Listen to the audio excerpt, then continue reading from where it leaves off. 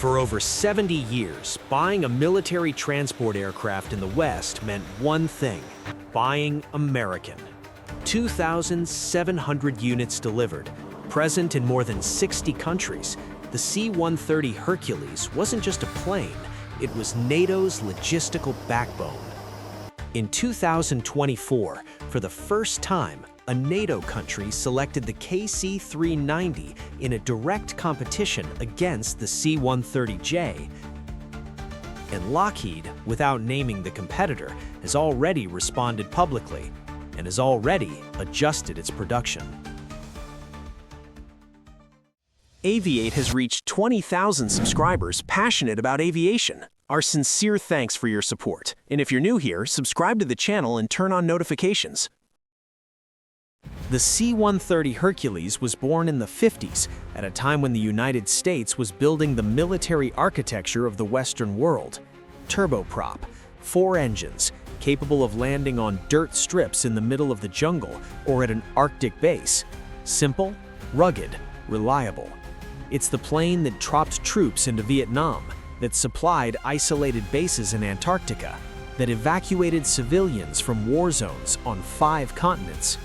More than 2,700 units have already been produced, and production was expected to continue through 2030.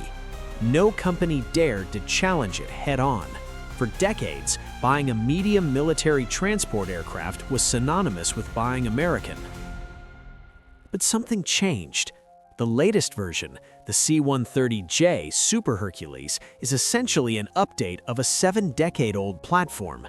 It's more efficient than the original, but it's still a 4-engine propeller aircraft carrying the operational logic of the 1950s. And when the world began demanding more speed, more range, and more logistical flexibility, the window opened. After February 2022, Europe realized it was militarily behind. The rearmament that had been discussed for years became a real urgency overnight.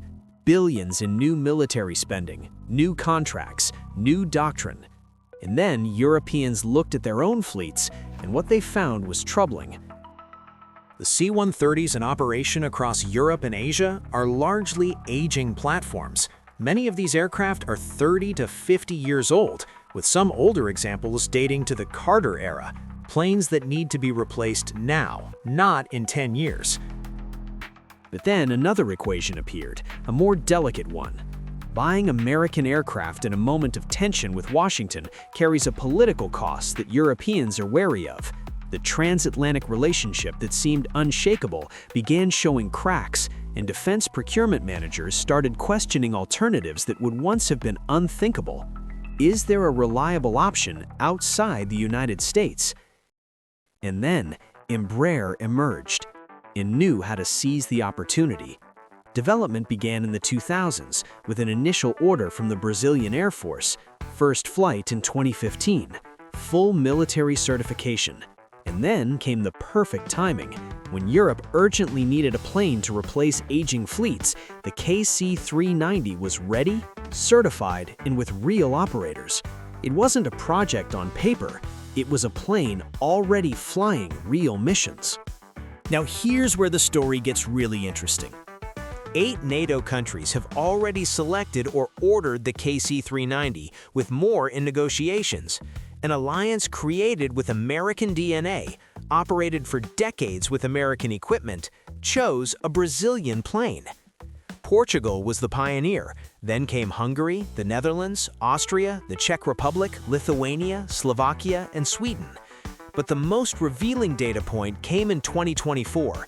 In a direct competition, KC-390 versus C-130J, one country chose the Embraer aircraft. Not for price, not for politics, for performance. And then Lockheed Martin did something telling. It adjusted annual C-130J production from 30 to approximately 24 units per year, driven by a combination of slower orders and changing fleet demand. 6 fewer planes a year might sound like a small number, but in an industry where each contract is worth hundreds of millions of dollars, that reduction is a signal. So what exactly is the KC-390? The KC-390 Millennium the current version of the aircraft, is a twin-engine jet. It flies at nearly 850 kilometers per hour, compared to roughly 640 kilometers per hour for the C-130J. It has an operational range of over 2,700 kilometers with maximum payload and can be refueled in flight, both receiving fuel and supplying it to other aircraft. In practical terms, it's faster, has fewer engines to maintain, and operates with a reduced crew. For countries with tight defense budgets that need to do more with less, that matters enormously. But to be fair, the C-130 has its own arguments. Let's talk about them. Lockheed Martin is not ignoring what's happening. It's responding, just in a very specific way. The company's air mobility director made a public statement that is fascinating precisely for what it doesn't say. Without naming the KC-390, he stated that the four-engine C-130J moves equipment farther and burns less fuel than a twin-engine jet aircraft, and that speed comes at a significant cost. It's the response of a company losing ground but unable to admit it. And there are real arguments there. The C-130J has a genuine case for very long-range missions, especially when you need to land on unprepared strips in remote regions with no support infrastructure. The turboprop engine in that specific context burns less fuel on a long-distance, low-speed mission. But here's the problem with that argument. It describes a scenario that is increasingly uncommon in European theaters of operation. Europe has infrastructure, it has paved runways, it has bases with technical support. What it lacks is response speed, and that's where the jet wins. Lockheed is right about the data, but it's describing the wrong problem.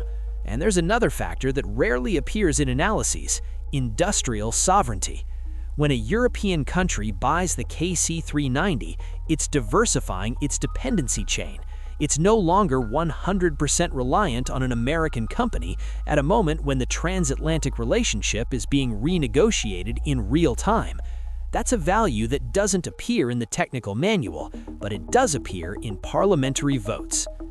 Now let's talk about the contract that could define the next chapter of this story. India is planning to buy 80 medium transport aircraft. 80.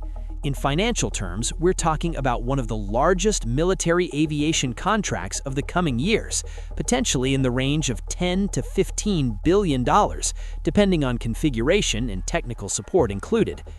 Embraer, Lockheed Martin, and Airbus, with its A400M, are competing directly. And every company knows this contract isn't just about India. It's about who will become the standard for the next generation of medium military transport worldwide. India has its own logic in this decision. It's a country that historically diversifies its military suppliers, buying Russian, American, European, and developing domestic. Part of the contract will likely require technology transfer and local production, which changes the calculus for all competitors.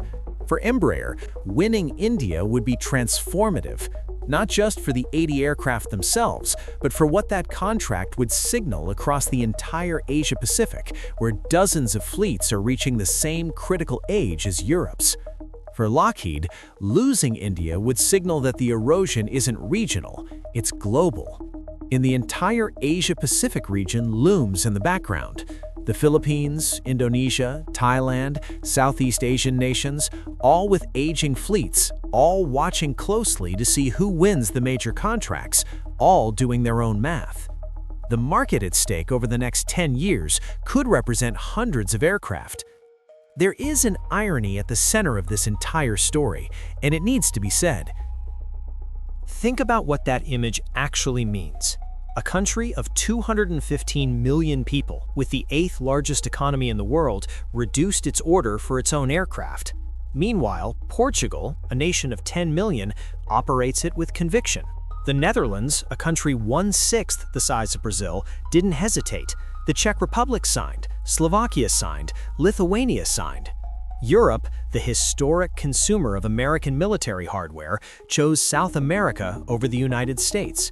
That is not a footnote. That is a structural shift in how the Western world equips itself for war. And Brazil, the country that built the plane, that took the industrial risk, that spent over a decade developing a jet that now sits in NATO hangars, Brazil nearly walked away from its own creation. The irony writes itself. The plane is Brazilian. The ambition, increasingly, is European. Which brings us back to India, because that's where this story finds its next chapter. 80 aircraft, billions of dollars, and a question that goes far beyond one contract. Will Brazil finally commit at scale to the industrial future it already invented? What do you think? Does Embraer close the deal with India, or does Lockheed defend its territory?